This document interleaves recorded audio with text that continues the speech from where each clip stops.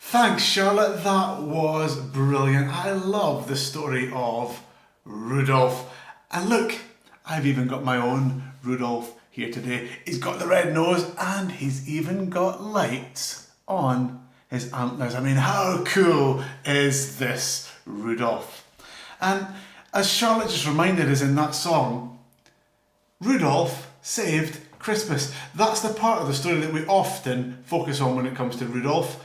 But actually, we forget the part before that to start with, he actually wasn't very popular. The other reindeers laughed at him. They called him names until he saved Christmas. And how did he save Christmas? He saved Christmas because his nose was a light on that dark and foggy Christmas Eve. And that year, his nose, the light of his nose, saved Christmas.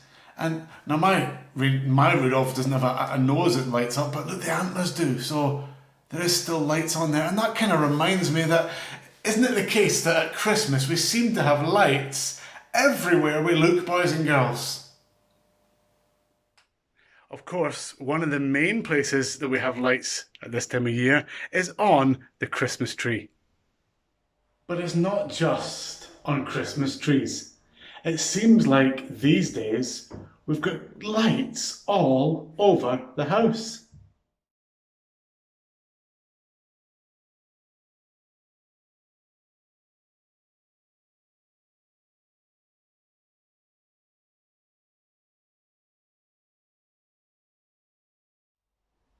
You see what I mean? Literally lights all over the house. These days, we even have lights outside.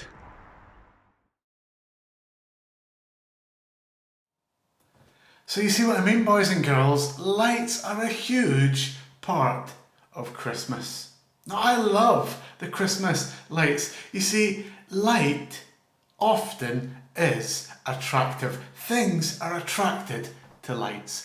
And Christmas tree lights, they're really attractive, and one of the reasons that I really like them is because this is the darkest time of the year. In fact, tomorrow is the shortest day of the year. So it's really dark at this time of year, and it's cold and it's wet, and the Christmas lights just bring a bit of a smile and they brighten things up.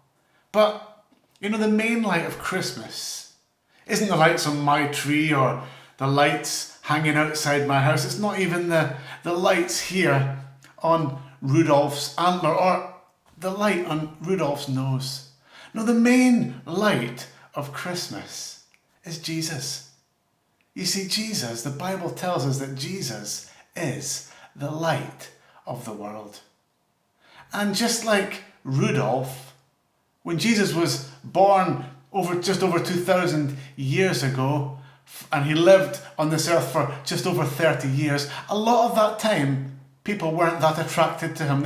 They weren't that drawn to him. Okay, they were drawn to the miracles and when he healed people, but at the end they said, just crucify him, get rid of him. Get rid of him, we don't want him anymore.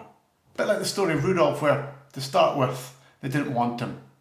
But when Rudolph saved Christmas, they all wanted him. And Jesus, the light, is the saviour of the world. And that is really attractive.